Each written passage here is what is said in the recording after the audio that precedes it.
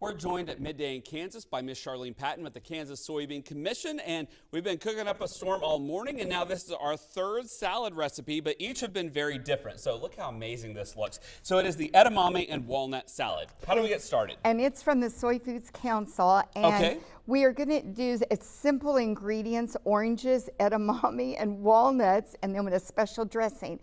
This one I made in a bowl so that you could actually make it and serve it on your table. Okay. But I thought today I'm going to show how we could also do individual servings. Oh, that's perfect. Because it is such a pretty salad. Yeah. In this one here, the recipe calls for either fresh oranges or you could use a can of mandarin oranges.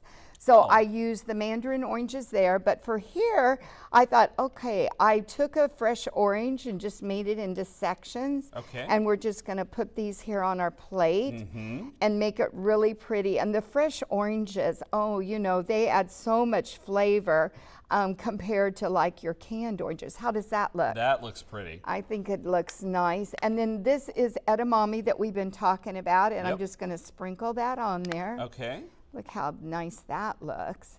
And then you have our special dressing, and I'm going to let you shake this up.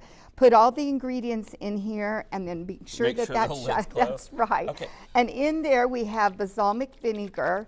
It gives you a couple choices, this recipe from the Soy Food Council. They also used extra virgin olive oil. I would have used vegetable oil, which we know is a soybean product. And then we've added a little bit of sugar and some fresh ground ginger to it. So that's going to add a lot of flavor too. Now, well, this also has a little something special because this is actually a soy cocktail.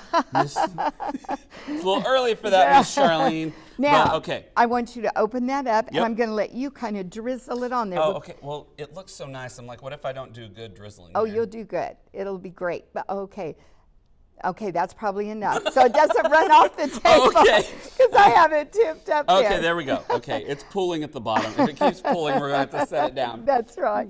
And then I toast it in my oven.